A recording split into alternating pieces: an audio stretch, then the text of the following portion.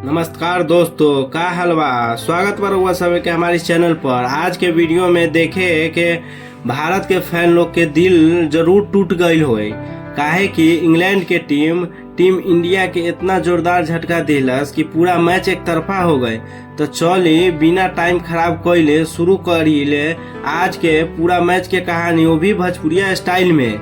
भाई लोग, मैच शुरू होखे से पहले सबे सोचत रहे कि ए बेर भारत जबरदस्त वापसी करी, बाकी इंग्लैंड के प्लान कुछ और रहे। टॉस भइल, इंग्लैंड पहले बल्लेबाजी करे उतर गए आ फिर मैदान पर अइले फिल सॉल्ट। भाई साहब, ई नाम सॉल्ट लेकिन बल्लेबाजी पूरा मिर्च वाला रहे। भारतीय गेंदबाज लोग के लाई लेंथ इतना धो दिलस कि फील्डर लोग के गेंद खोजत खोजत थक गईल। फिल सॉल्ट शुरुआत से ही हमला बोल दिलन, चौका छक्का फिर चौका। भारत के कप्तान सोचते रह गईले कि गेंद डलवावल जाओ कि नया प्लान बनावल जाओ। सॉल्ट सिर्फ 44 गेंद में 70 रन ठोक दिलन। दर्शक लोग बस एके को बात कहत रहले, आज ये आदमी रुकबे न करिए। यही बीच में जोश बटलर भी आराम से रन जोड़त रहले। फिर आखिर में अइले स्वयं करन, आखिरी ओवर में तो पूरा आतिशबाजी शुरू हो गई। 20 ओवर खत्म, स्कोर बोर्ड देख के भारतीय फैन लोग के बीपी बढ़ गए।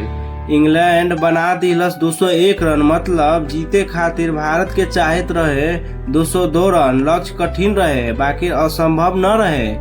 कम से कम मैच शुरू होके तक तो सभी के यह लागत रहे कि अब बारी रहे टीम इंडिया की। फैन लोग टीवी के सामने बैठ गए आ कहलक चल अब असली शो शुरू हो, लेकिन शो शुरू न भइल। सीधा इंटरवल आ गए। पहला विकेट, दूसरा विकेट, तीसरा, चौथा। पावर प्ले खत्म होखे से पहले आधा टीम पवेलियन स्टेडियम में इंग्लैंड के फैंस खुशी मनावत रहले आ भारतीय फैन लोग मोबाइल बंद करके सोचत रहले अभिषेक शर्मा जल्दी आउट हो गए। वैभव सूर्यवंशी भी न टिक पौले, ईशान किशन सस्ते में आउट हो गए।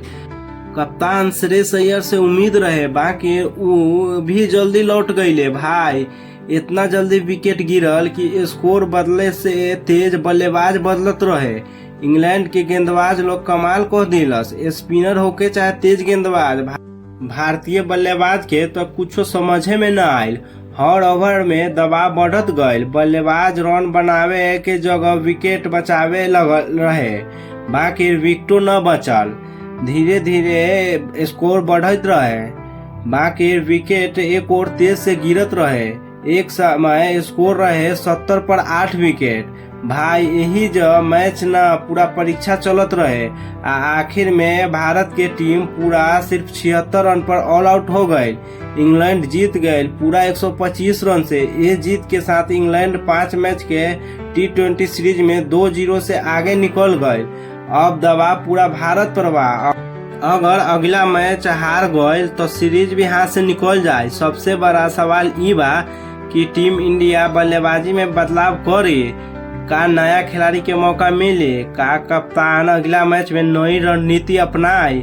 रउआ लोग कमेंट करके जरूर बताए, रउआ के हिसाब से अगला मैच में भारत के प्लेइंग 11 में बदलाव होके के चाहे। अगर वीडियो पसंद आयल होके तो एगो लाइक बनत बा।